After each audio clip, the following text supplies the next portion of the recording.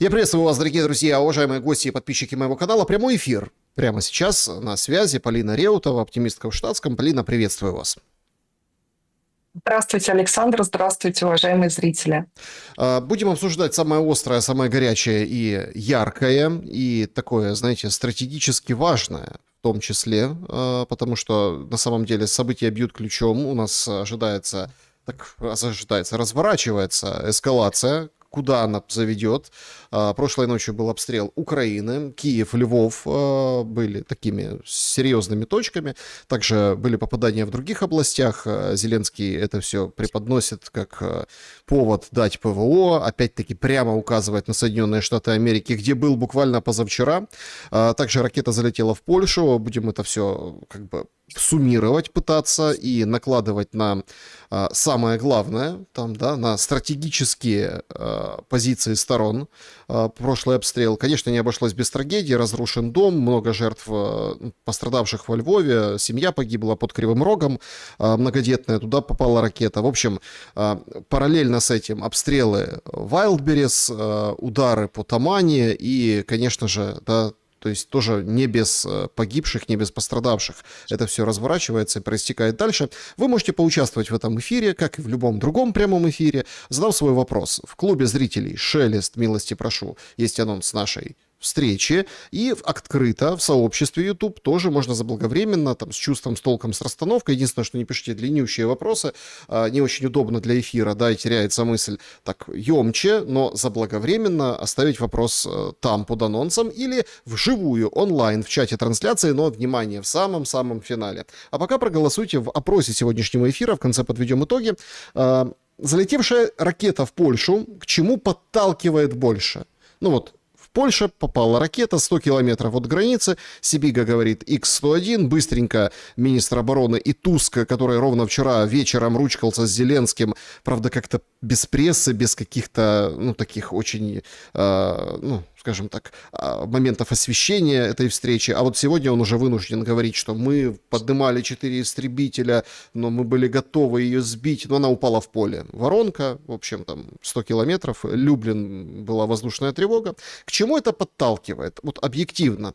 К поддержке войны и Зеленского. Ну, вот то, на что и расчет, что вот дайте ПВО, видите, до вас долетает. Второй вариант. К установлению воздушного перемирия и диалога контактов, дипломатии, которую тоже вроде как призвал обеспечить Трамп, Зеленский об этом говорил на встрече в Вашингтоне, что активизация дипломатии.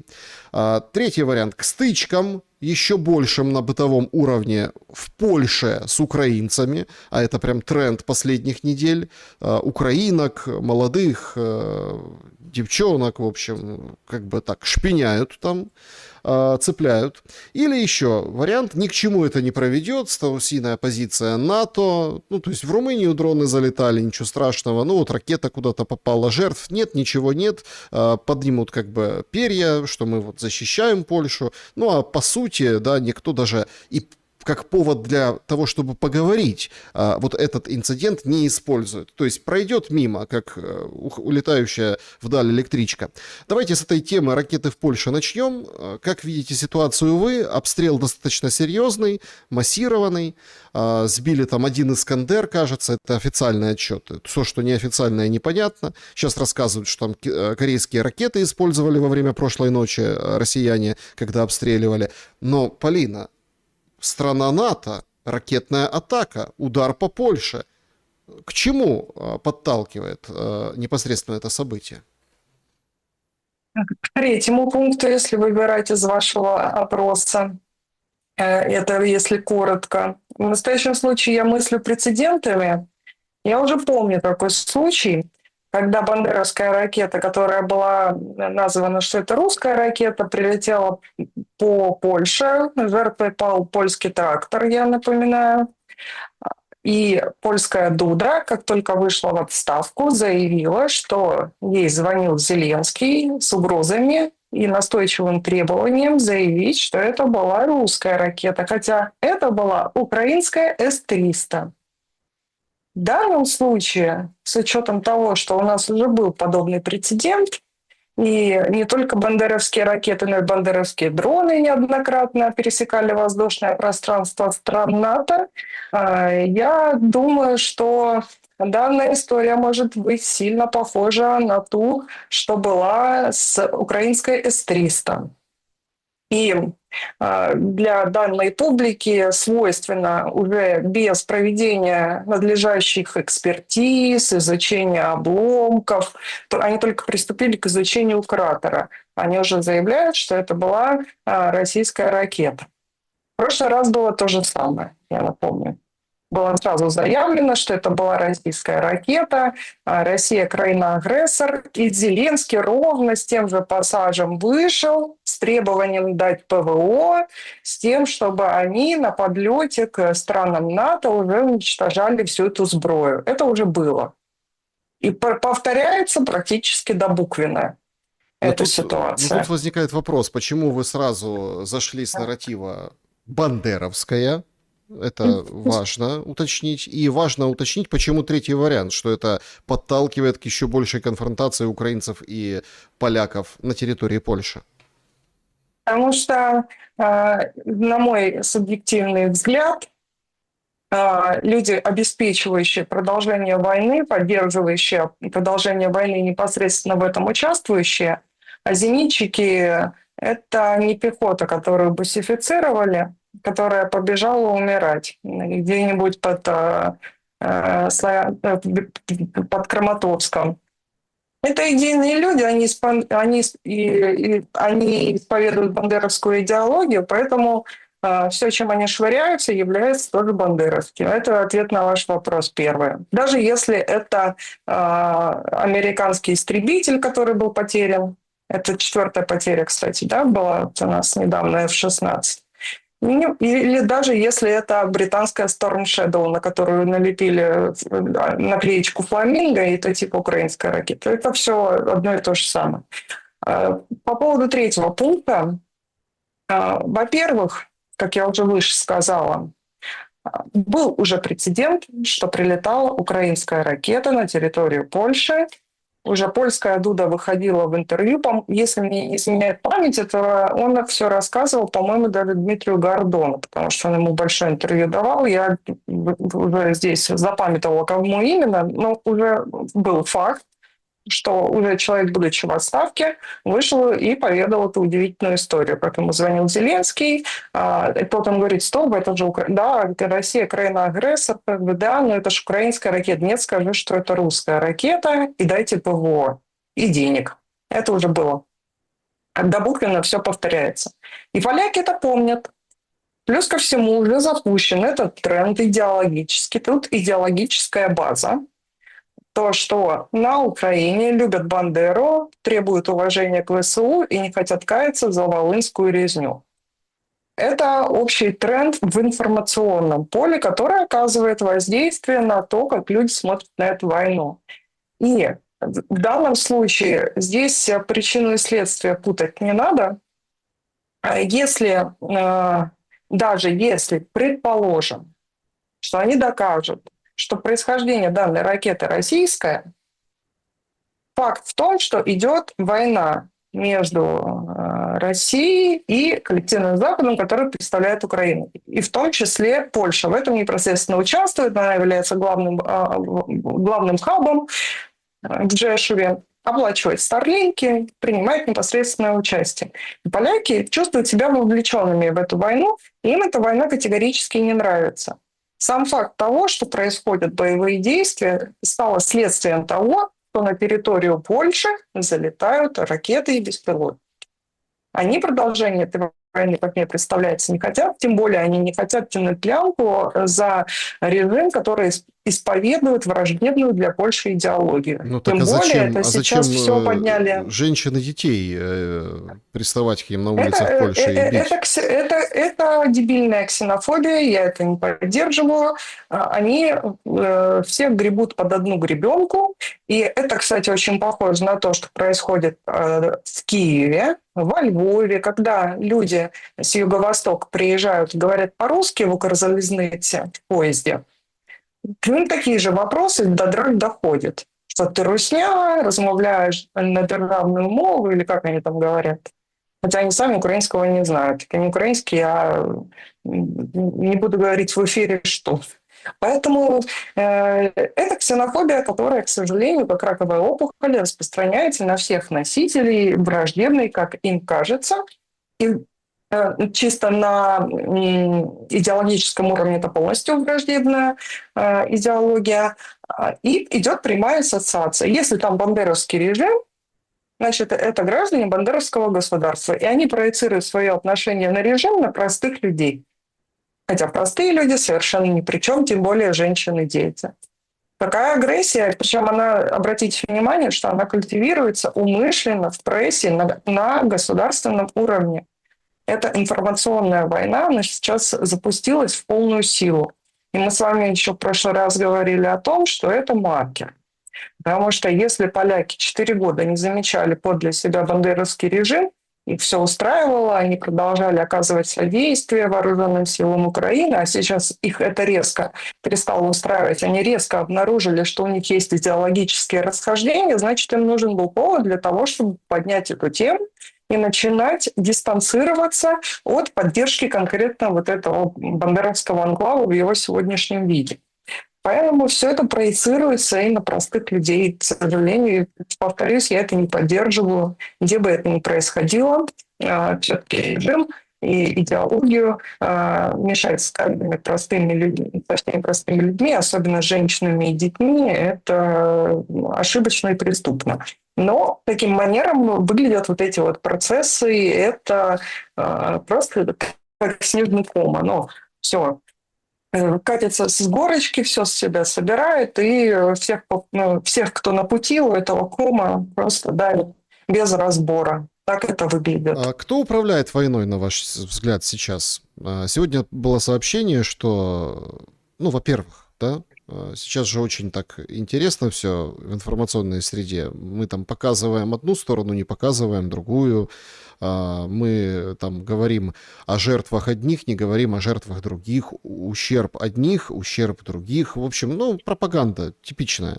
Вот, например, там встречаются такие заявления, что все там загнали в Азовском море, в Черном море вот этот российский. Опять-таки, я вот не понимаю выражение «российский теневой флот».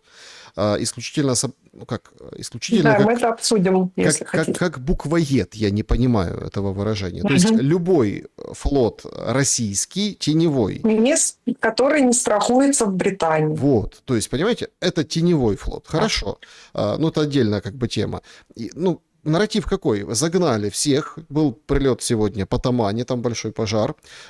И также ну, нашлась развязка вот этой истории, что КТК, казахская, вот это казахский консорциум, который гонит нефть, причем в Европу, казахскую, сегодня тоже подвергся обстрелам, и сегодня прекратились отгрузки нефти.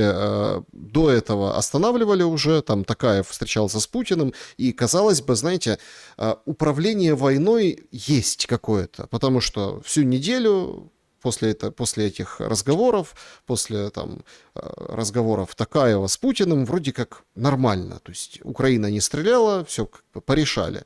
Но нет, сегодня опять и снова. Параллельно с этим, но это с одной стороны, но с другой стороны, практически остановлено судоходство в украинские порты Николаева и Одесской области. И суда тонут, суда горят, суда атакуются, они теряют управление, дрейфуют в сторону Крыма. То есть мы видим серьезную морскую блокаду как с одной, так и с другой стороны. И тут нет аналитиков, которые сравнивают масштабы потерь и ущерба, которые пытаются понять, а хорошо, а в этой войне на Черном море кто объективно получает больше выгоды? Ну и возникает главный вопрос, да, если этой информации нет, если никто это не анализирует, то это тоже ведь кому-то выгодно. Так получается, управление войной теряется, и залетевшая в Польшу ракета — это продолжение потери управления войной. Войной управляют те, кто поставляет оружие, дают целеуказания и осуществляют военное планирование. В настоящем случае это Российская Федерация, которая ведет специальную военную операцию, и коллективный Запад, который руками Украины ведет боевые действия. Это если мы общую рамку возьмем. А локально, кому выгоднее, но с учетом того, что у России побольше выходов к морю, чем у Украины, а у Украины выход только к Черному морю, по всей видимости, стоит задача, с учетом того, что по морю, как через основной логистический узел, тоже поставляются либо товары двойного назначения, либо товары, которые непосредственно принимают участие в боевых действиях, оружие, боеприпасы, это не секрет. По всей видимости, стоит задача отрезать Украину от моря. И останется там только Румыния по воде.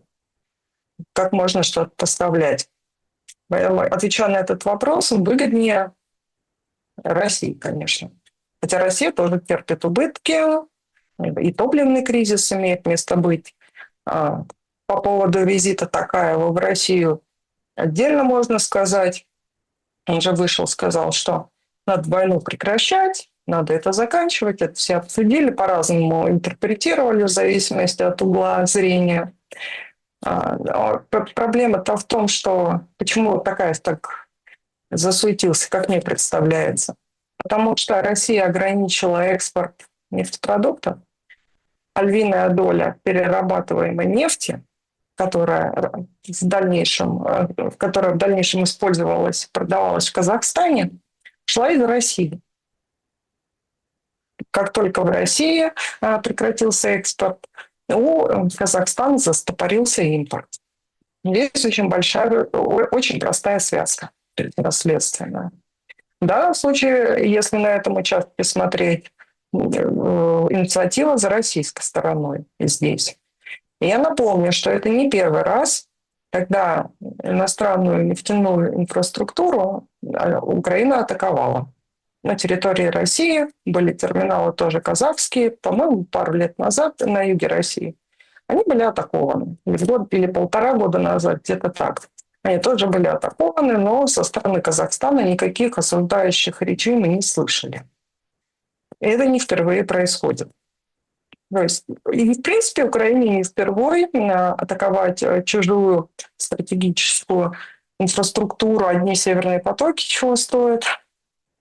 Поэтому уже нет национальности ни у нефти, ни у газа, ни у транспортных магистралей. Это уже все давно в прошлом.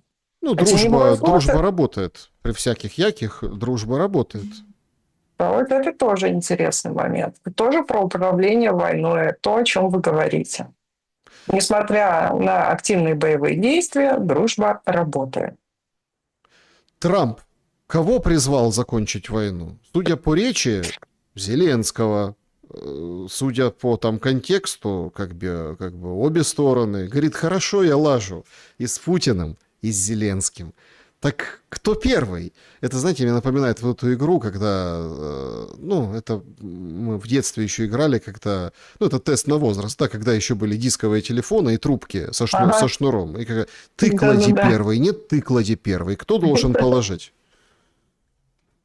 Что за обман потребителя? Почему Трамп скидывает ответственность на тот процесс, который он возвалил изначально на себя? Он же говорил, что войну закончит. Сначала за 24 часа, потом за 48, потом 100 дней. Сейчас уже больше года прошло. Как-то не очень ситуация двигается к завершению. Теперь он скидывает ответственность зачем-то на Украину и на Россию. Так он же говорил, что он ее завершит. Зачем ему какие-то другие элементы в этой конструкции? Он же сам самодостаточный миротворец, который 100-500 войн уже закончил. Не понимаю, что-то где-то путается в показаниях. И еще раз повторюсь, анализировать Трампа само по себе действие, как мне представляется, ошибочное. Потому что у него тезисы противоречат один другому по 5 раз на дню зачастую. И здесь нужно смотреть на действия, на конкретные. А на слова и речи Ну, он сначала в одну сторону хамит, потом в другую сторону хамит, потом он одну сторону любит, потом он другую сторону любит, потом он всех ненавидит, потом он хочет вводить санкции, потом он хочет вводить пошлины, потом по Конгрессу гуляет этот адский пакет с адскими пошлинами против российских товаров. Это происходит одновременно. Эти все процессы происходят одновременно. Кто уж точно не управляет войной, если вот вы задавали вопрос, кто управляет, да? Ну, мы ответили, а кто точно не управляет, так это Трамп. Мне кажется, он собой уже не управляет, не говоря уже о чем-то более масштабном, судя по динамике.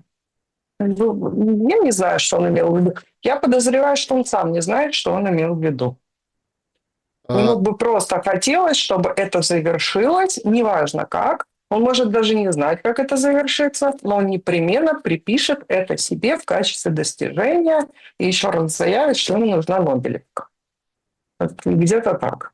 Как это сделать, он не знает. Ну, гоняет этого Витькова и Зятькова вот туда-сюда обратно по миру. Ну, как-то что-то не особо помогает, судя по динамике. Ну, в Киев так и не приехал. И, кстати, смотрите, по поводу отличная иллюстрация способности Трампа на что-то повлиять.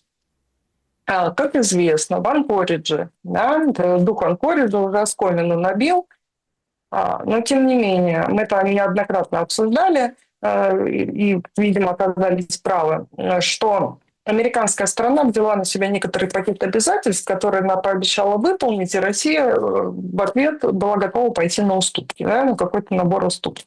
Очевидно, что американская сторона, те обязы, которые она на себя взяла, она оказалась не способна их реализовать.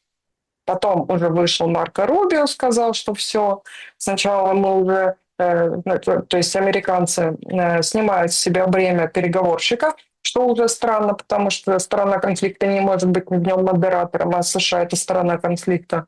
А потом они говорят, что тоже дух Анкориджа похоронен, и потом выходят наши и говорят, что ну на нет и сюда нет, мы со своей стороны то. Да, небольшие у нас сложности. Это уже с моей стороны уже. С интернетом, да. Есть такая оказия. То есть мысль понятна. Полина, что что-то взяли, но что-то не сделали. И мой тогда встречный вопрос, важный, кстати. Но они же это не сделали, потому что европейская, украинская сторона что-то предложила. Вот она же что-то предложила. По поводу управления войной, это, кстати, очень интересная мысль, ее надо развивать, ее нужно, ну, скажем так, дальше продуцировать, потому что это тоже ведь элемент управления войной. Сначала выносились российские НПЗ дронами, сейчас идет атака маркетплейсов и всего прочего. Там выходит Штиллерман у того же Гордона, говорит, все, бегите, снимайте деньги, в общем, ничего у вас не будет, россияне, вам хана. Это у нас только границы 91 года. В общем, потужно выступает Штиллерман, как всегда. В России же очень интересно выглядит эта вся истерика вокруг маркетплейсов в Екатеринбурге, а это такой либеральный губернский город, там картинно на камеры выводят, эвакуируют этих, скажем, работников Wildberries. Был очередной прилет сегодня тоже, попытка поразить 2 из них. Вот такие переписка, ну, оно, понятное дело, как бы полушуточно, полусерьезно, но в каждой шутке есть доля шутки. Озон переписывается с Wildberries. Теперь приходите на Озон, пишет Озон. Wildberries — это как приглашать переехать из 4-комнатной квартиры в студию. Озон отвечает: из коммуналки в свою, отличный вариант. Ну, в общем, шутки шутками. Озон тут, скажем так, пикируется с Wildberries, но где здесь война?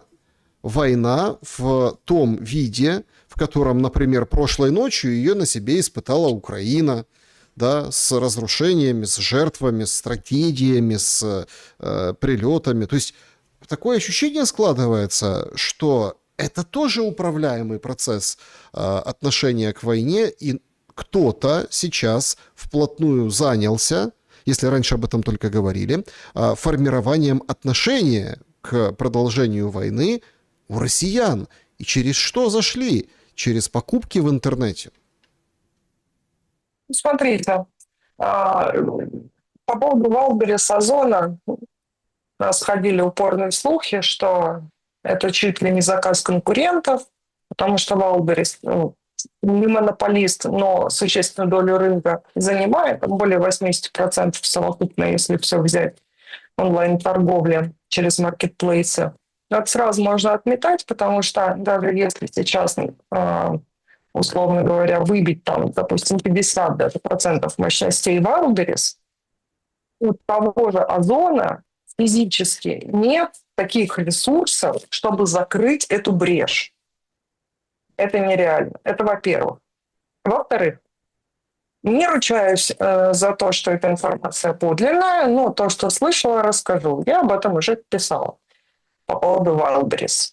Ходят упорные слухи, что украинская сторона решила заняться вымогательством и требовала от госпожи Ким Бакальчук, по-моему, там была сумма то ли 50 миллионов долларов в год или что-то около того, по-моему, 50, за то, чтобы ее объекты, логистические узлы атакованы не были. Госпожа Бакальчук отказалась, но, понимая, какие будут риски, тогда и изменила политику компенсации товара. Поменяли они пункты в договоре, что товары ууничтожены вследствие ракетной атаки, атаки беспилотников, то есть уничтожены из-за ведения боевых действий, из такого характера было повреждение, и товар уничтожен, компенсация не предусматривается, это как бы форс-мажор. После чего у нас запустили большую кампанию против Wildberries. Дескать, Wildberries такие сволочи отказываются компенсировать. А после этого начались атаки на логистические узлы.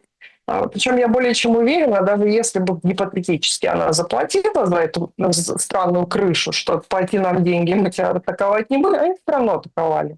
Просто бы еще и денег за это получить. По всей видимости, они имеют интерес вполне конкретный. Не для того, чтобы... Это побочный эффект приятный, да, обозлить россиян, чтобы и мелкий бизнес, который практически весь, практически все магазины, даже сетевые крупные ресейлеры, косметика, обувь, они присутствуют на этом Wildberries, и удобно через него торговать, потому что логистика хорошая, много пунктов выдачи по всей России. Это приятный побочный эффект, создать напряженность в обществе. Но, по всей видимости, они полагают, что там, на этих складах, могут быть товары двойного назначения, которые идут из Китая. И поэтому атака на данные логистические узлы представляет для противника интерес. Но я предлагаю отметать, я уже объяснила, почему, что это происки конкурентов. Плюс мне странно было читать эту синхронную атаку довольно известных людей, со стороны довольно известных людей на компанию, уже после того, как она заявила, что она все компенсирует. Несмотря на то, что было изменено положение компенсации, если товар утерян вследствие войны, прилета беспилотника или ракеты. То есть это то, что не подлежит компенсации. Они сказали, что они это все компенсируют, а побочный эффект в виде того, что люди использовали как основную площадку торговую Wildberries, как продавцы, так и простые потребители столкнулись со сложностями в связи с тем, что товар был утерян. Приятный побочный эффект для противника.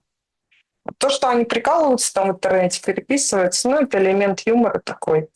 Потому что Озон, он по мощностям даже близко не дотягивает. Ни Озон, ни Яндекс.Маркет, ни Мегамаркет, Сбербанка. И такие слухи ходили, кому это выгодно, прям перечисляли. Но они не могут весь этот рынок заместить собой физически. Поэтому это бред. У них нет таких мощностей, как у Wildberries. Вот Сегодня получила продолжение вчерашняя история с оглашением Павла Дурова, создателя и руководителя, хозяина Телеграма, в международный розыск. Якобы прокуратура сегодня подает в Верховный суд российская, чтобы признать экстремистским сам Телеграм. Причем люди так разводят руками, многие, и справедливо это делают, в смысле, подождите, а что, в Махе, Максе, который в каких-то других мессенджерах, ВКонтакте, там еще где-то что, нет таких случаев, когда, ну, поводом стало что? Да, бот для знакомств, украинские СБУшники прикидывались девочками, писали мальчикам, ну и, в общем, на фоне, так сказать, жажды знакомств с продолжением, так сказать, ну, в общем, окручивали, обманывали и, в общем, подрывали как тылы российские. Но подобное есть в разных мессенджерах, и можно там как бы такую... И игроманы, ну, имеется в виду, как это, геймеры. Не игроманы, которые играют, а геймеры. Если в геймерской среде это есть. Причем обоюдно. Причем российские, украинских, там каких-то, скажем так, игроков в компьютерные игры, и другие, и российские, украинских, и украинские, российских. Суть не в этом. Но как бы вот так... торговаться с Дуровым, насколько может себе Россия позволить ввиду политического контекста и геополитической ситуации.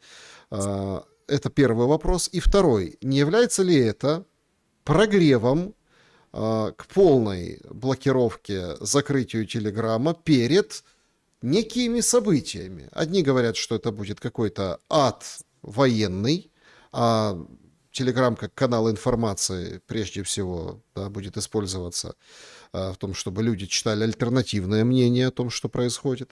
Или ад мобилизационный, потому что Украина ярчайший пример тому, что Телеграм-каналы «Где повестки?» или там «Кто кого побил», как это все понятно, не в официальных средствах массовой информации, а именно в Телеграме и продуцируется. И если бы не Телеграм, то было бы совершенно по-другому сейчас строилась политика внутри Украины. Смотрите, вы сказали полная блокировка, да? У нас он и так уже полностью заблокирован. Он не работает без средств обхода блокировок. Еще больше заблокировать то, что уже заблокировано, невозможно. Другой вопрос. Могут поступить аналогичным образом, как с компанией Meta, которой принадлежит Facebook, Instagram и WhatsApp, и признать эту контору экстремистской. У нас Мета признана экстремистской, запрещена на территории России. У нас заблокирован Facebook с незапамятных времен, запрещен Telegram, давно уже запрещен, не работает. WhatsApp не работает с недавнего времени, хотя всю дорогу и долго работал, кстати. Хотя он тоже входит в компанию Meta, которая признана экстремистской. WhatsApp заблокировали только недавно. Поэтому что может последовать из этого? Возможно, если будет признана экстремистским, компания под названием Telegram Messenger, там российские власти могут запретить вести коммерческую деятельность. Под рекламу, вести бизнес-аккаунты, коммерческую деятельность.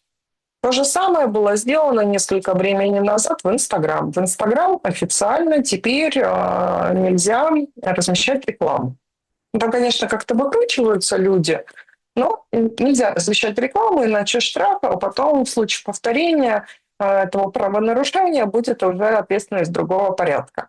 То, что могут сделать с Telegram, ну вот это могут сделать, запретить вести коммерческую деятельность.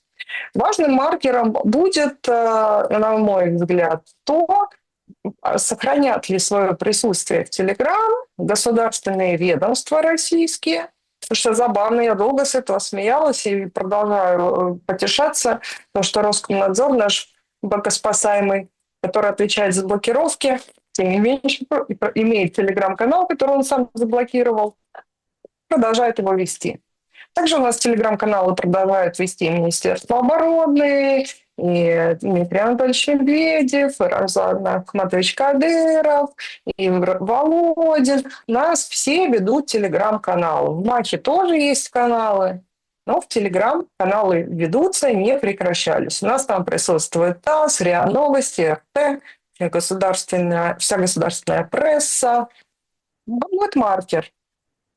Сохранят ли свое присутствие государственные средства массовой информации и госведомства российские, или не сохранят? Потому что будет как-то странно в экстремистской конторе продолжать вести свои каналы. Правильно? Правильно. Потому что у нас в Инстаграм Минобороны не присутствует, например. Вот так. Или в Facebook. Поэтому все, что могут сделать, это вот такой правовой рычаг. Люди как заходили в телегу, спасибо нашему государству, в этой части у нас очень такая сетевая грамотность у населения. Уже все себе скачали VPN, научились все блокировки обходить, поэтому все, кому надо, те как заходили, так и заходят. В любом случае это продолжится. Следить каждого человека, пользуется ли он той или иной программой, но мне не представляется возможным. И зачем? Конторские как присутствовали в телеге и обнаруживали эти самые экстремистские сообщества. И, кстати, благодаря Телеграм во многом их удавалось обнаруживать и предупреждать заранее теракты из-за того, что, ну, как мне представляется, у наших чекистов имеется несколько более широкий доступ к возможностям Telegram, не без участия самого Telegram, мое оценочное суждение, несколько более широкие возможности, чем у обычного пользователя. Не просто для синта какого-то, чтобы информацию найти. И Telegram, неоднократно были такие случаи, по требованию российской стороны блокировал сообщество, закрывал группы, блокировал аккаунты, это все было. Но он пытается как-то баланс некоторый сохранить, хотя несколько лицемерно это выглядит, потому что по-моему, Паша Дуров более сговорчив с французской стороной и западным сообществом, нежели с российской. Очевидно, шли переговоры, наверное, о более глубоком уровне содействия с российской стороной, на что Дуров, как я понимаю, отказался от этого. Предполагаю, что не самостоятельно. Я предполагаю, что на него оказывается давление на Западе, существенное давление. Какого характера не скажу, но складывается такое впечатление. И, по всей видимости, ему этот рынок и то, что у него имеется на Западе, несколько дороже, чем присутствие в России. Хотя на словах он будет рассказывать, что это очень важно, и имел он все ограничения в виду. Хотя он с русскими гораздо более борзо себя ведет, чем с теми же французами. Поэтому еще больше заблокировать, ну, не заблокируют.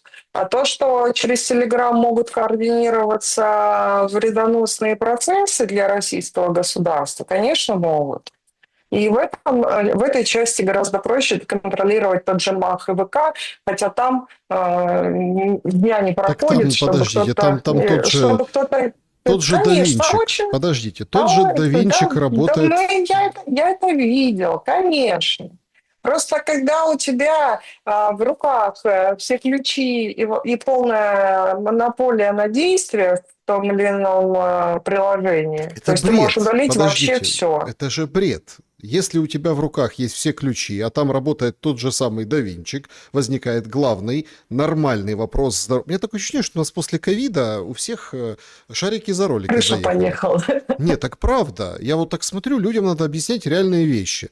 То есть обычные, простые, логические. То есть если ты контролируешь этот ВК и МАХ, то спрос тогда с тебя, прости, Конечно. Товарищ майор, а что это у тебя это все работает, а у тебя есть все ключи, а ты это все не заблокировал, а прыгаешь на Телеграм, ну, условно. То есть получается, что ты... В этой части я согласна, конечно.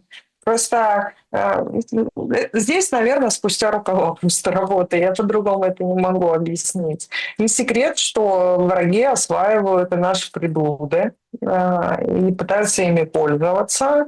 Но, очевидно, наше начальство считает, что купировать этот процесс можно проще, если ты полностью контролируешь поляну. И, с одной стороны, это и правильно даже, потому что то, о чем мы с вами уже говорили, когда ты пытаешься строить цифровой суверенитет на вражеской поляне, которую ты не контролируешь, хозяева поляны в любой момент тебя могут рубануть и выгнать с площади. И на этом все закончится. Вот как у нас произошло с нашими приложениями. И, ну, это ладно, это отдельная тема. Да, это забавно, забавно. В ВК целая куча экстремистских сообществ, явно деструктивных, и много кто над этим потешается, что, да, вы прыгаете на телегу, но в своей хате не можете порядок навести. И в Махе тоже много мошенников присутствует. И, кстати, интересно, это забавный момент просто, когда у нас в прессе рассказывают о каком-то эпизоде мошенническом, если это было в телеге, скажут в Телеграм или в иностранном мессенджере, вот так будут называть. А если эпизод мошенничества, о котором пресса повествует, произошел в Махе, будет сказано в одном из мессенджеров. Вот так можно отличать Ну по да, чей новостям мессенджер. Смотрите, в мы почему в этому, одном из мессенджеров. почему это Да. так много времени уделяем в нашем разговоре? Ведь четкий есть сигнал. Его, кстати, на официальном, на самом высоком уровне Лавров отметил, поблагодарив россиян, что их шатают, а они не шатаются. Об этом Путин говорил тоже, что вот задача расшатать изнутри. У меня простой вопрос. Он тоже об управляемости. Хорошо, расшатали. Ну вот, представили, расшатали. Негодующие россияне по городам и весям говорят: Путин, заканчивай войну. Вопрос. Как? На каких условиях? С чем? С какими, ну, скажем так, потерями, издержками и приобретениями? Вот же в чем главный момент. Это один момент. И второй момент мы с вами как-то вот проскочили, а это очень важная точка, на которую я хочу сделать акцент. Полина, то, как себя ведут американцы сейчас, то вот как они себя ведут в отношении того духа Анкориджа, который вы сказали, что Украина им пообещала? Сейчас подходит вот этот 40-дневный план принуждения России к миру, 3 августа. Поехал Зеленский на похороны Грэма в закрытом гробу. То ли продлил, ну типа продлевать будете, то есть, видимо, продлил, то ли не продлил, непонятно. Информации по поводу сути достаточно немного. Вот эти все там патриоты, лицензии, это все, конечно, очень интересно, особенно ввиду, ну это, конечно, ну если честно, даже как-то вот цинично и неприятно об этом говорить по поводу ПВО, как сейчас используют Зеленский вот эти удары и жуткие трагедии от обстрелов. Но суть не в этом. Что, в чем, как бы, чем подкупил Зеленский Трампа? Там, не знаю, наступлением на Крым, на сухопутный коридор, новой Курской операцией, или где-то там, или там на Беларусь пойдут, или что-то, или Запорожскую атомную электростанцию, соберутся всем миром, всеми силами, раз такой сделают какую-то операцию, рейд, заберут под свой контроль и скажут: смотрите, то есть мы сейчас не слышим четких, нормальных каких-то конкретных решений с американской стороны, потому что Зеленский что-то планирует на поле боя в войне, что-то глобальное. Не знаю, Крымский мост может уничтожить. И американцы типа ждут. Поэтому, собственно, никак не реагируют на российские вот эти воззвания к духу Анкориджа и прочие вещи. Что это может быть? Думаю, что Украина здесь совершенно ни при чем. Потому что если бы ситуация выглядела так, как вы говорите, это бы значило, что Украина обладает некоторой субъектностью. Она субъектностью не обладает под слово напрочь, не отрицательная субъектность, это немножко другое, да, способность все испортить. То, о чем у вас Павел Щелин в эфире говорил, введя этот термин. Я думаю, что это внутридепстейтовские разборки. Потому что очень у многих в США взгляд на этот конфликт аналогичен тому, как на него смотрят глобалистская Европа. Я полагаю, что Трамп, тоже не будучи полностью субъектным, а, возможно, с крайне ограниченной субъектностью, гораздо более ограниченной, чем хотел бы президент США, он на эту ситуацию повлиять не может и вынужден лавировать. Возможно, его взяли за жабры еще по иранской теме и по еврейской, я так думаю. Там очень много факторов, и для него приоритет — это все-таки темы на Ближнем Востоке. Потому что там огромные деньги, те же ПВО скупают на миллиарды долларов, и богатые нефтяные шейхи, которые сейчас терпят убытки из-за дружбы с гегемоном. Ему этот вопрос решать надо. А Украина в данном случае ни при чем, но она ситуативно в выгодном положении для себя оказалась, точнее, в выгодном положении оказались люди, захватившие там власть, потому что они как раз заинтересованы в продолжении конфликта с тем, чтобы, оставаться при власти, дальше осваивать бюджеты, и то пока они под британской охраной, и пока их не кокнули, они более-менее спокойно себя чувствуют, потому что они банально боятся за свою жизнь. В этом смысле они время выиграли, им это выгодно.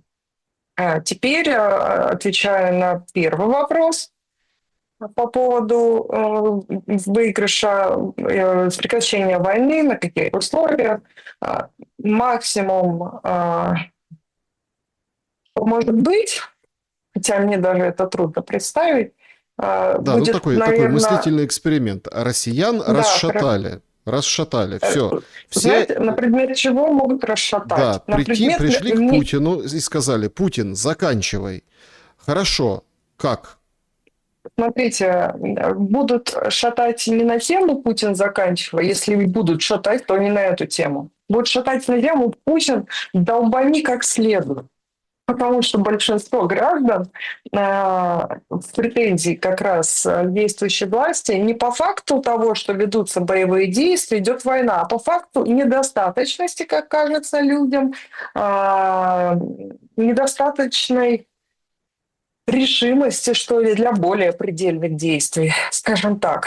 То есть народу кажется, что Россия действует не в полную мощь, даже не в половину своей мощи, а следовало бы, потому что затягивание войны люди видят, что враг совершенствуется, вооружается, переходит на военные рельсы, а мы, как говорят, почему до сих пор на Украине есть железные дороги, почему там до сих пор не вырубили всю энергетику, почему там до сих пор что-то ходило по морю, или почему мосты целы, да, вот много вот этих почему. Почему та же дружба работает. Вот по этому поводу могут быть претензии, а не по поводу того, что надо войну заканчивать, просто как заканчивать. И по поводу качать тему, качать режим. Я вам больше скажу. У нас есть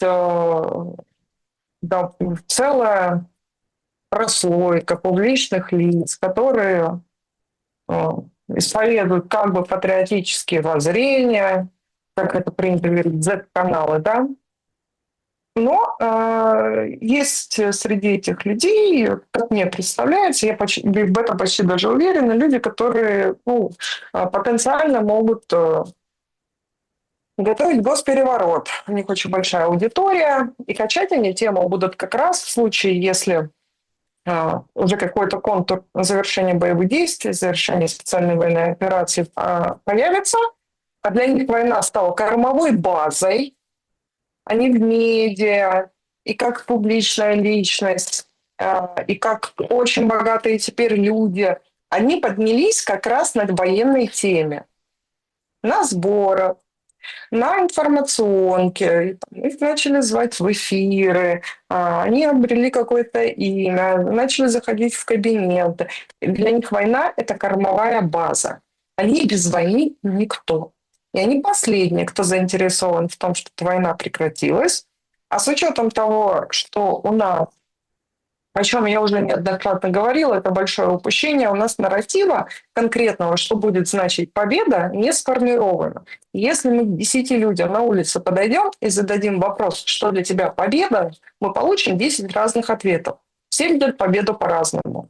Люди не мыслят абстрактными категориями: денацификация, демилитаризация. Люди мыслят категориями карты. на каких границах мы останавливаемся. Для одних победой будет значить, что мы освобождаем территории, которые включены в Конституцию Российской Федерации. Для других победы без Одессы и Николаева не будет. Для третьих победы без Киева не будет. А для четвертых не будет победы, пока мы не дойдем до польской границы. У всех разные будут воззрения, и это будет эксплуатироваться как раз тем, кто будет шатать режим. Вот на этой теме будет шатать режим. Допустим, СВО заканчивается, эти теряют кормовую базу, и они будут толкать этот нарратив. Вот мы не взяли Киев, Путин нас, перемоги нет, мы проиграли, Путин нас Так предал. это, подождите, это зеркальная ситуация. Вот будет Ну, то такая есть, тема. Вот на это будут качать. И я вам во-первых, больше скажу, это уже начинается. Это уже начинается. И если это не будет купировано, это очень опасная ситуация. Будут ли люди использовать вот эти вот деятели с миллионной аудиторией, будут использовать вот эту вот брешь семантическую у нас, то, что у нас отсутствует конкретно АБЦ, что значит победа. Потому что, опять-таки, абстрактные категории можно назвать перемогой все что угодно. Можно все что угодно назвать победой. Украинцы этим тоже пользуются регулярно. у нас вообще получается, смотрите, это, ну, как, гляжу тебя как в зеркало до умопомрачения. Ну, подождите, ну, давайте логично рассуждать. Вы говорите, там, люди с миллионными аудиториями, зарабатывающие на войне. Так это вся вот киевская верхушка. Они все там. Вот просто за счет того, что россияне ударили сегодня по Украине, за счет того, что, ну, во-первых, там трагично все и так далее, за счет того, что вот эта вот история очень напряженная, как-то вот немножко, ну, тихонько, тише, чем планировалось, это точно.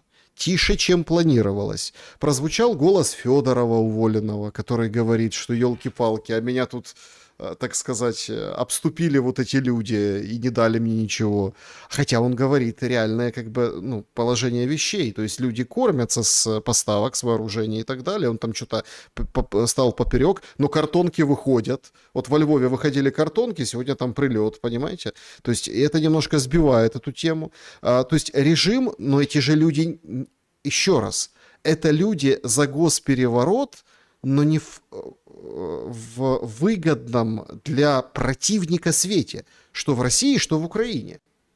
Вот как я хочу сформулировать. Нет, тут много разного. Дело в том, что в случае с Украиной все эти движения идут на западные деньги, и кормовая база на Западе там. Это за счет Запада. А в нашем случае мы воюем на свои и эксплуатируют вот эту вот тему державности эти деятели, которые как бы патриоты, но для которых война – это мать родная, и они ни за что не хотят ее завершения.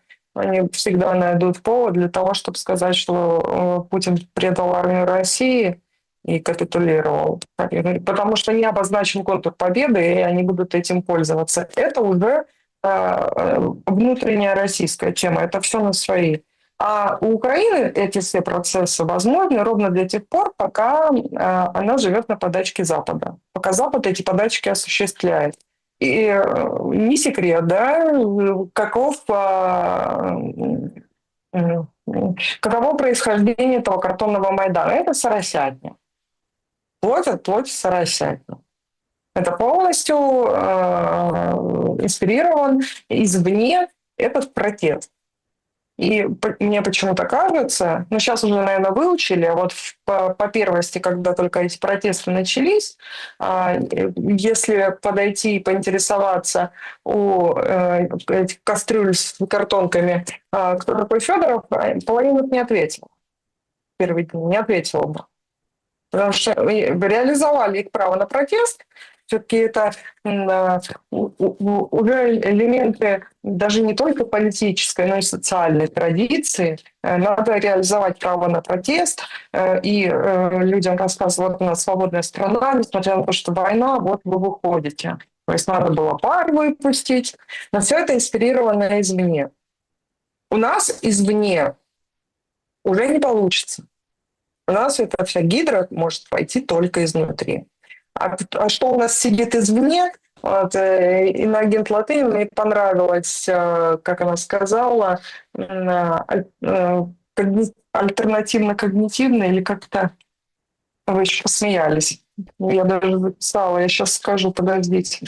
Но это прям очень хорошо иллюстрирует то, что из себя представляет наша понауехавшая вот эта вот публика. Когнитивно упрощенная, вот. Упрощенная, да. Когнитивно упрощенные. Да, когнитивно упрощенные. Вот то, что извне могло качать ситуацию, они напрочь все когнитивно упрощенные, они не влияют на процесс. То есть у нас эта тема может пойти только исключительно изнутри. Вот в чем разница. Это очень большая разница. В А, случае с Украиной полная тотальная управляемость политическими социальными процессами идет извне на западные гроши. В России все Очень идет интересно. изнутри. Очень интересно. Сейчас имеет развитие ситуация вокруг Польши. Понятно, что польская власть сегодня, ну, она, ну, короче, выглядит слабо. Ракета залетела, они там что-то походили. Туск выходит, говорит о том, что это прилетела эта ракета. В общем, ракета прилетела, но по Польше ж не целились. Поэтому, ну, что тут вот это все там. Но надо же, это тоже, вот все такие, все вот научились вот этим технологиям, да, все потеряли суть, логика хромает, отсутствует, или, например, просто люди сошли с ума. Правда, ребята, что кололи народу, причем и в России, и в Украине, и на Западе во времена ковида, вот что туда кололи, что сейчас происходит с мозгами. Но технологиями научились, поэтому выходит Туск к прессе и делает как бы повышение информационной значимости и ставок, да, вот своим словам и своим заявлениям. Туск. После моего разговора с Зеленским мне стало совершенно ясно, что, внимание, следующие 100 дней войны могут решить вообще исход всего. Сейчас я бы сказал, шансы примерно равны. Многое зависит от решений, которые будут приняты президентом США. Другие люди также играют важную роль, например, Илон Маск, когда речь идет о Starlink и других системах. Поэтому некоторые аспекты выходят за рамки политики. Ой, как интересно звучит в контексте происходящего и непонятного визита в Америку Зеленского вот это впечатление о разговоре с Зеленским у Туска. Как прокомментируете?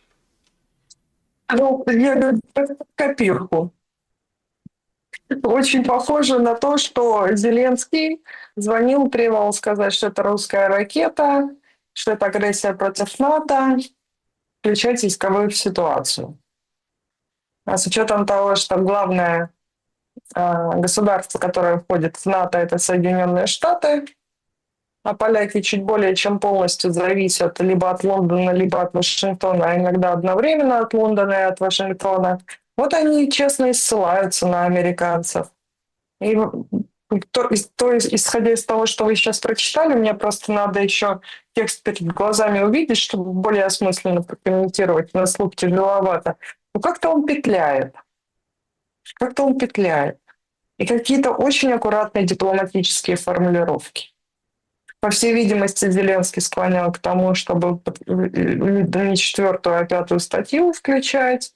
Возможно, то, о чем они просили много раз, безвоздушное пространство над Украиной организовать, это они с 22 года просят, со всеми вытекающими.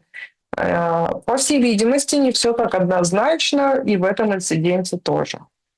Несмотря на то, что изначально, как и в прошлый раз было заявлено, что это российская ракета атаковала польскую территорию, ужас, кошмар. В прошлый раз то же самое говорили, но, как оказалось, не казалось, и ракета оказалась украинская. Здесь надо разбираться, надо это почитать еще раз, более осмысленно, чтобы это прокомментировать. Но как-то петляет этот кадр, как он петляет. Ну вот еще И приходит, да, новость. Зато, смотрите, зато российская сторона не петляет. Новость вот приходит только что, мы в прямом эфире. Павла Дурова внесли в Мгм. список экстремистов Росфинмониторинга и террористов. Вот так вот. Ни больше, ни меньше. Ну, это значит, с прикладной точки зрения, это ограничение транзакций с русских счетов на территории России.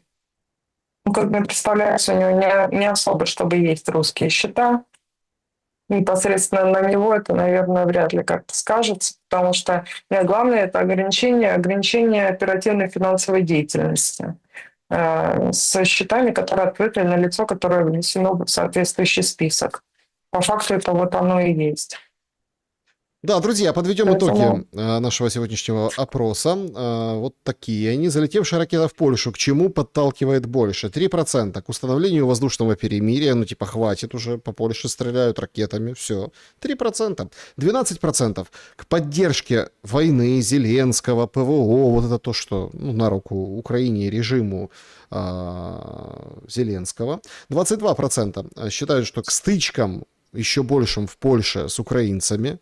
Ну, то есть и так по нарастающей все.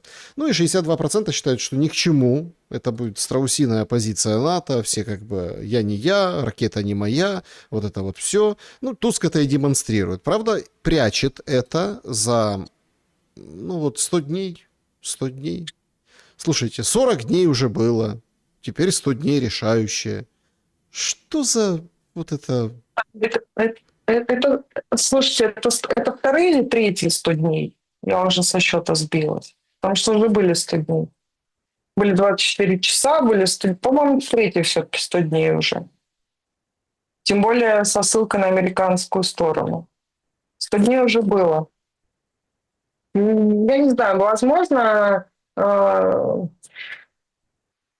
если прям так представить самый такой неприятный сценарий, возможно, они хотели рассмотреть эту ситуацию как казус белли. И поэтому консультируются с Вашингтоном на предмет того, стоит ли 5-ю статью сюда включать. Но, по всей видимости, с учетом того, как польский Туск петляет, и он звучит неоднозначно, и там нету криков и завываний про Россию, агрессор, ла-ла-ла, что-то как-то я не услышала этого. Очень как-то дипломатично. Ну, очень. Для гиены это вообще не свойственно. Но даже он как-то очень фильтрует свою речь, и, по всей видимости, там все не так однозначно, как в прошлый раз. Возможно, у поляков есть некоторые данные отличные от тех, которые предоставляет украинская сторона по поводу этого инцидента. Заглянул в чат, тут говорят, что Дурову это выгодно, это типа означает на весь мир, что он не ФСБшник, то есть уводит от него, скажем, эти подозрения. Другие говорят, что Дуровым просто отвлекают, а готовят что-то страшное. Давайте пообщаемся с аудиторией, начнем с сообщества YouTube, вопросы. Ну, в режиме Блиц, поехали. Петр. Вопрос. На Западе, а стало быть и повсеместно, концепция Второй мировой в Европе сведена к Гитлер против евреев. Спроси там любого, кого Гитлер убил больше всего, ответит евреев. Спроси, кого Гитлер держал в концлагерях, евреев. И выходит у них, что как бы не евреи, Гитлер ничего так вполне себе Наполеон 20 века. Почему мы зачастую на мировых площадках на этой парадигме следуем ей и не перечим ей? Ведь геноцид Гитлер делал не только евреев, а коммунистов, и прежде всего коммунистов. 27 миллионов советских граждан, это официально, а по некоторым данным значительно больше погибло в ходе Великой Отечественной войны из-за германской из-за германской агрессии и союзников Гитлера. Это значительно больше, это очень цинично. 5 миллионов сравнивать с 27, да, но это как минимум демонстрирует, что Советский Союз понес сокрушительные людские потери в ходе этой войны. Но я не согласна с тем, что идет позиционирование, что война — это Гитлер против евреев. Скорее идет другое позиционирование, полностью подменяющее понятие, что война — это Гитлер и Сталин вместе войну завязали, и оба в равной степени у них уже виноваты. Вот это ближе к истине. И делают ссылки на пакт Молотова-Риббентропа, Мгм. на раздел Америка Польши. всех спасла и победила, да. Да, Америка высадилась в Нормандии, убила 60 тысяч мирных граждан. Кстати, в ходе бомбардировок той высадки никто за это не осудил. Хотя это тоже, на мой взгляд, геноцидом является вполне себе. Этого никто не осудил, да. Но почему-то умалчивается, когда говорят про пакт Молотова-Риббентропа, что примерно все, кто входили в дальнейшем в антигитлеровскую коалицию, до Советского Союза тоже заключали аналогичные пакты с Гитлером. И самая первая страна, заключившая военно-политический союз с Гитлером в 1934 году, была так называемая Польша. Поляки не любят об этом вспоминать. Все подписали пакты, и Германия, и Франция, и Германия, и Франция, и англичане, вся Европа. Плюс была очень плодотворная, несмотря на Версальско-Вашингтонскую систему, ограничения по Версалю у Германии были большие на производство, на тяжелую промышленность и на строительство нефтеперерабатывающих заводов. А американцы там понастроили нефтеперерабатывающие заводы, которые вермахт снабжали горючкой дальше. И тот же Юнкерс-87 штук, пикирующий бомбардировщик, символ Блицкрига, построен более чем на 10 американских патентов. А что, американцы не знали, кому патенты продавали? Все замечательно имели отношения с... Почти вся Европа была прогитлеровская, ровно до тех пор, пока не стало очевидно, что фронт будет двигаться на запад и, возможно, далеко на запад. И тогда начали образовываться антигитлеровская коалиция, и эти только номинально французы и англичане по данным Польши гарантиям просто объявили войну Германии, но сделали примерно ничего. Вот. Так, Гаранты. э, Поэтому нет, тут это можно долго обсуждать. Суть в том, что позиционирование сейчас другое. Ставится знак равенства между Сталином и Гитлером, оба агрессоры, и на этом фоне как бы они уже делают вывод, забывая про все геноциды, что Гитлер не такой уж плохой. Ну что уж тут говорить, что идея единой Европы — это идея вермахта вообще. То, что сейчас из себя представляет Евросоюз, эта мысль была германская, нацистская. Идея вот этого единой Европы, а всякий раз, когда они объединяются, получается рейх. Поэтому, конечно, они будут себя обелять в этой части. Лина Востроилова, вопрос. Можете ли пояснить, от чего русских упрекают в любви к своему лидеру и главе государства Путину? И эти же люди зачастую почти одновременно сетуют на отсутствие лидеров в Европе и ностальгируют про величие прежних. Потому что,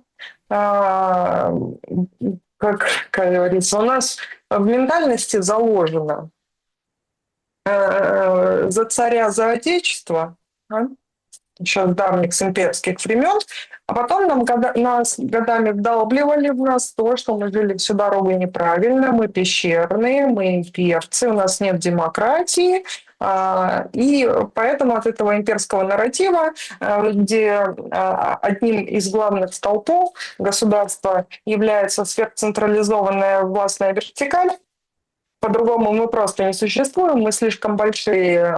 Децентрализация равно сепаратизм. Широкая децентрализация в нашем случае равно сепаратизм. Мы это уже проходили. Поскольку этот нарратив на протяжении длительных веков насколько усиливает, потому что если человек концентрируется вокруг сильной фигуры, если страна концентрируется вокруг сильной фигуры, она становится сильнее. Ну, вот так мы устроены, что поделать. Но одновременно с тем нас в этом упрекали, говорили, что мы пещерные, отсталые, так делать не надо. И по итогам развала Советского Союза у многих в голове засела такая идея, что мы всю дорогу жили неправильно и непрогрессивно. И как так сказать, объединяться вокруг лидера – это плохо и пещерно. Поэтому и идут такие упреки. Хотя это деструктив и подмена понятий на самом деле. Я считаю, что плохо и пещерно объединяться вокруг террористов, людей, которые считают, что ООН это герой. Вот для меня это плохо, например. Или вокруг таких маразматиков, как Байден, которые здороваются с воздухом и за которых голосуют избиратели по почте 19 века от роду. Вот для меня это, например, плохо. А они говорят, что это демократия. Это подмена понятий просто. Поэтому и пытаются поставить это в укор. Да, Хотя это значит, ничего дурного в этом нет. следующий вопрос. Текущая ситуация отсылает нас к повестке 23-24 годов. Западные страны, в частности Европа и США, опять открыто заявляют о цели нанесения России стратегического поражения.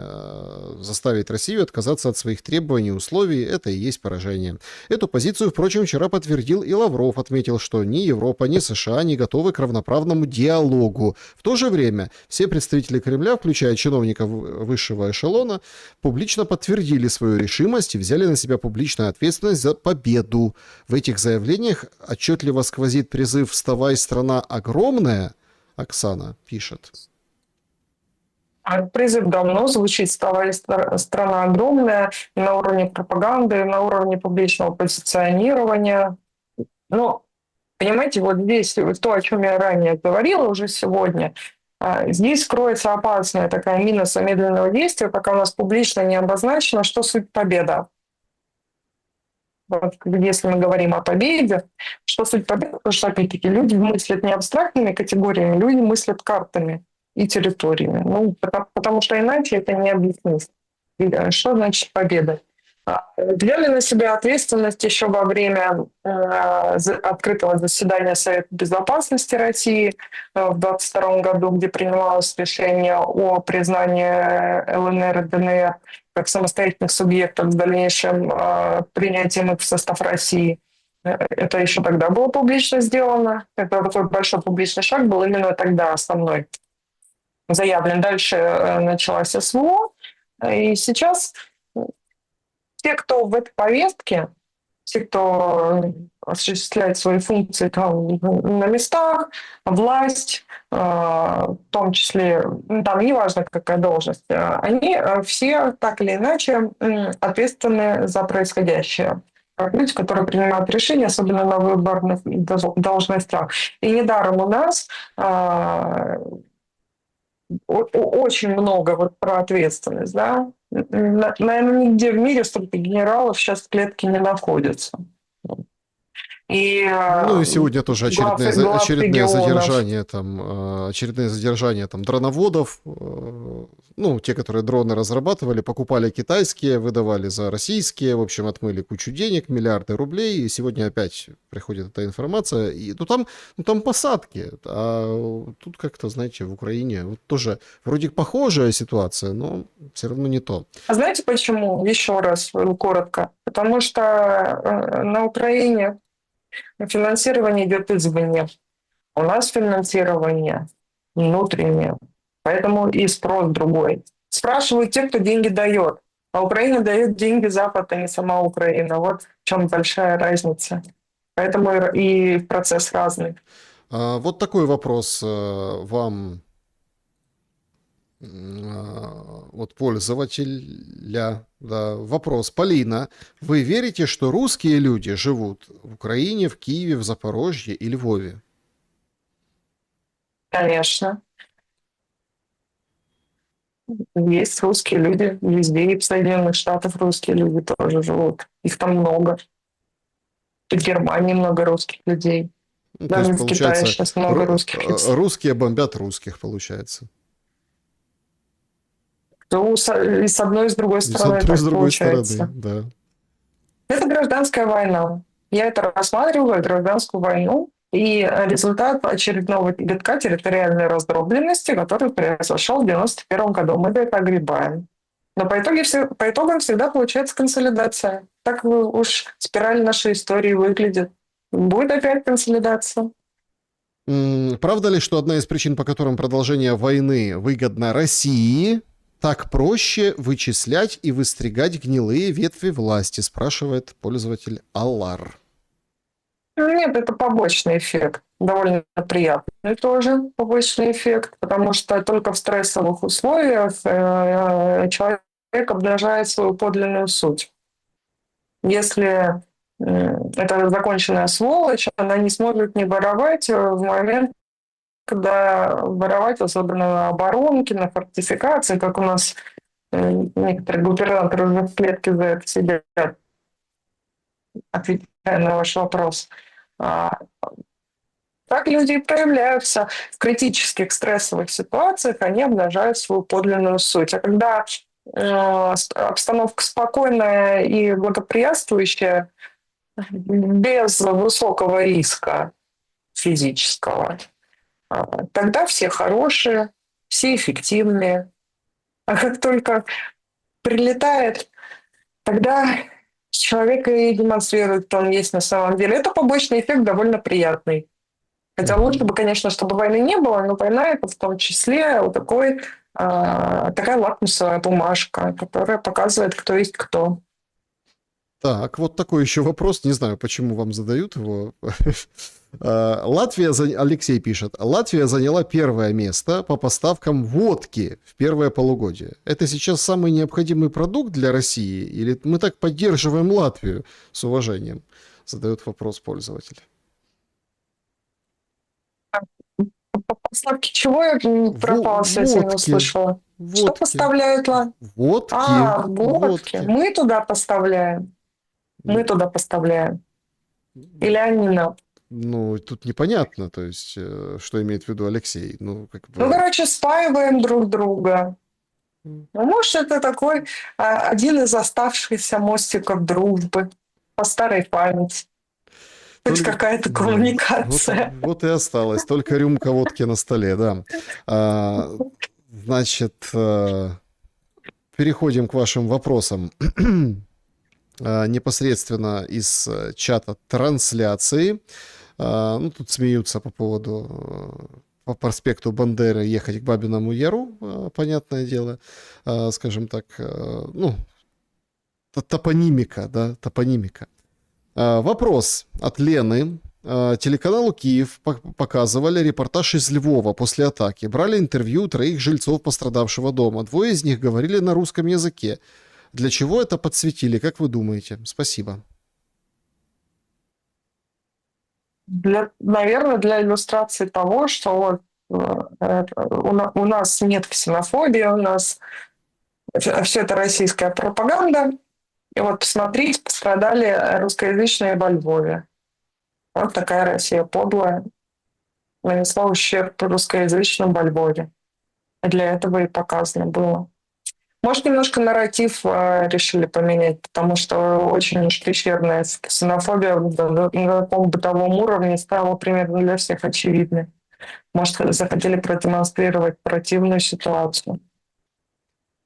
Так, вопрос. Вот мы вчера с Костем Бондаренко рассуждали там, да, по поводу сталинской Украины. 2 Украины, 2 реальных Украины, 1 сталинская. Это вы всерьез? И почему не задавать этот вопрос каждому гостю?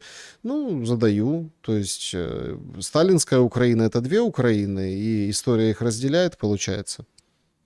Конечно, разделяет.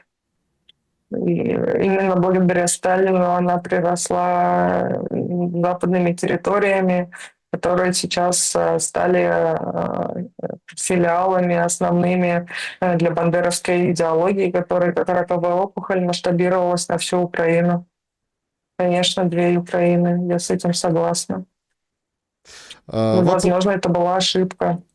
Вопрос от Боцмана. Перед ударами по НПЗ и топливным кризисом, перед ударами по Валдберрис, Путин заявил, что ситуация близится к завершению. Он снова ошибся или что это имел не то в виду? Не знаю, что Владимир Владимирович имел в виду. Но, наверное, у него больше данных, чем у нас с вами. И, возможно, даже это заявление можно как-то связать с тем, что сегодня польский Туск сказал. 100 дней осталось очередные, да. Оксана, покупка премиум в телеге теперь спонсорство терроризма? Ну, у нас не обозначено, насколько мне известно, пока не обозначен пока Telegram как экстремистская контора по аналогии с Мета. Пока что нет. Я не знаю, все вот эти правовые основания, я потом, если дело до этого дойдет, я это с юридической точки зрения, я, пожалуй, даже про это напишу, я это разберу, эту ситуацию. Но когда запретили, когда мета была признана экстремистской, она была признана еще в 2022 году. И заблокировали 2 продукта из 3, был заблокирован Facebook и заблокирован Instagram.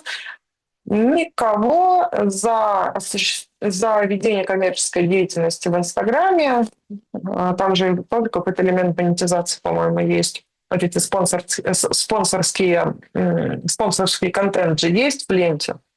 И никого за это не привлекали. Вот только недавно запретили продавать рекламу в Инстаграм. Хотя мета признана экстремистской, и Инстаграм входит в эту корпорацию. Мгм, да, друзья, всем большое спасибо за то, что побывали на нашем сегодняшнем прямом эфире. Полина, благодарю вас за время и мысли. Спасибо, Саша. Спасибо, уважаемые зрители. Подписывайтесь, ставьте лайки. Напишите в комментариях, что вызвало у вас негодование, с чем согласны полностью, с чем частично. Интересно будет почитать. Берегите себя и друг друга. Добра и света, несмотря ни на что.